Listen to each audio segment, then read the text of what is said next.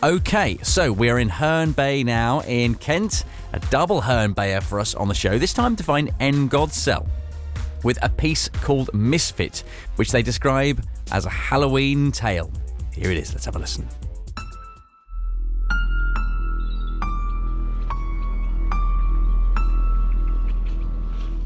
The young girl could not remember if she had ever seen such a strange-looking boy as the one who appeared in her bedroom that summer evening. For an unknown length of time, which felt like an eternity, Grace had been standing in her room at the utmost top of the house, wearing her pretty pale pink nightie, all ready for bed. She had been glancing down the steep, winding staircase leading up from the landing below, listening for a second heavy footfall upon the step. It was not uncommon for her to be discovered sleepwalking at night, pacing slowly up and down the room, but during daylight hours was utterly unprecedented.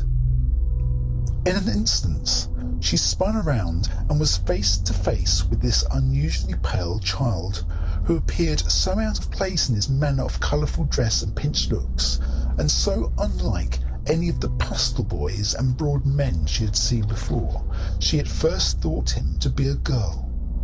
"Who are you, and what are you doing in my room?" she boldly challenged him, expecting a firm response. Instead of answering her, he grew wholly wide-eyed, as if shocked he was seen, and somehow traversed the space between her and the far side of the bed, disappearing at once behind it. When she looked around and then beneath the furnishing to locate him, Grace found him completely vanished. She was confused by this unforeseen disappearance, and it was only the gentle footfalls scuffling on the wooden steps leading down from her attic room which suggested this bizarre spectre had even been there at all.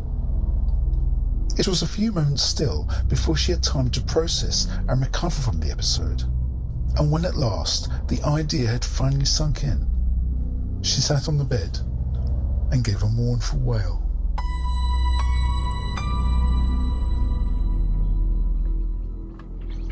Grace was unaware of exactly how many days later it was when she had her next encounter with the odd child, but it felt to her as if it fell within the same week. Again, the trial occurred as she turned from the wooden staircase into the barely furnished room. This time, she heard an eerie scraping coming from the cupboard built into the eaves.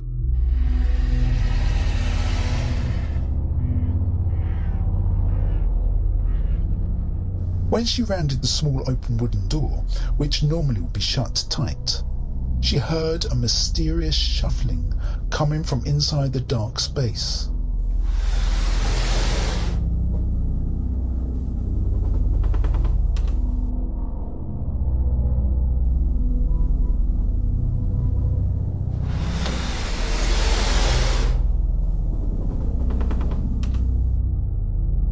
Upon prying into the gloom and closing her eyes for a moment or so to adjust, she was able, upon reopening them again, to make out vague shapes.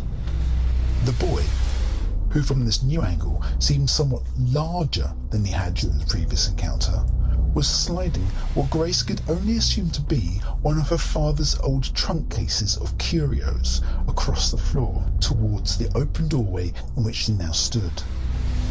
From the marks in its dusty wake and the strain on the boy's arms, it was evident progress had clearly been minimal, assumedly hindered by the sheer bulk of the luggage.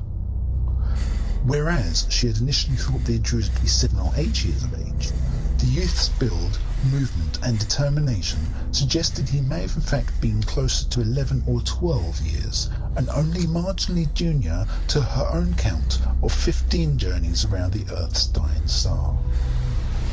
Not wishing for the strange spectacle before her to disappear on her again, Grace simply hovered in the doorway and watched him in fascinated silence.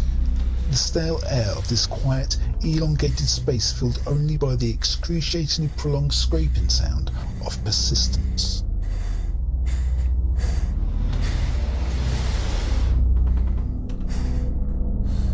Patiently she waited for him to look up in his own time and see her, but it seemed to her that he was lost in his chore.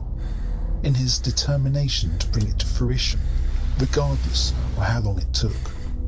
It was only as he eventually drew very close to her, and subsequently the exit, that he at last looked up, seemingly as if to refresh his memory of how much further there was to go. His impish face fell once more, and his chest heaved at a panicking pace. Then, with no indication of reasoning, and with a sudden burst of energy and a haunting scream, he rushed towards the light and in fact, and quite unbelievably, seemed to pass through Grace and into the room beyond. A feeling of sharp despair penetrated her core, and she at once knew something unnatural had just occurred, and it simultaneously left her both scared and thrilled.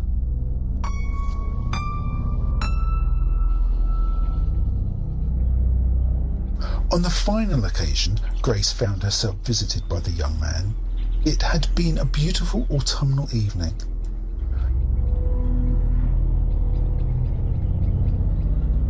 She found the youth sitting on the bed looking up, watching as the orange light of the sunset streaked through the small window high on the wall and discoloured the ceiling. In the fading light, she was just able to detect the minute glow of amber streaks on his cheeks, and observed as he looked from the bright colourful palette painting the roof to the monochromatic halftone of a crumpled newspaper clipping in his hands.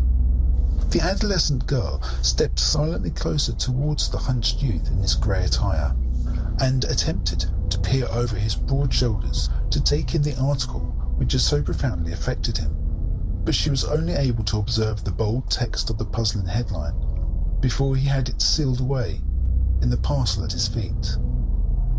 He reached over and stacked two more of the same size container on top of it, crowning the beige towel before him with the plastic tape dispenser. Picking up the pile, he turned the corner of the bedstead and once again, and for the final time, passed apparitionally through his reticent witness and down the staircase.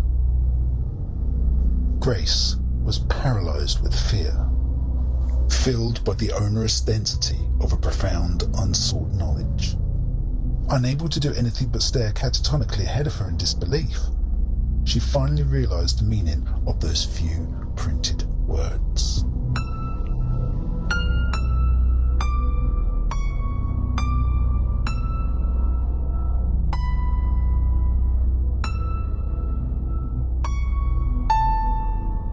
Misfit, written by N Godsell. Audio production by Nights. Performed and produced by Teatime and Tide Productions.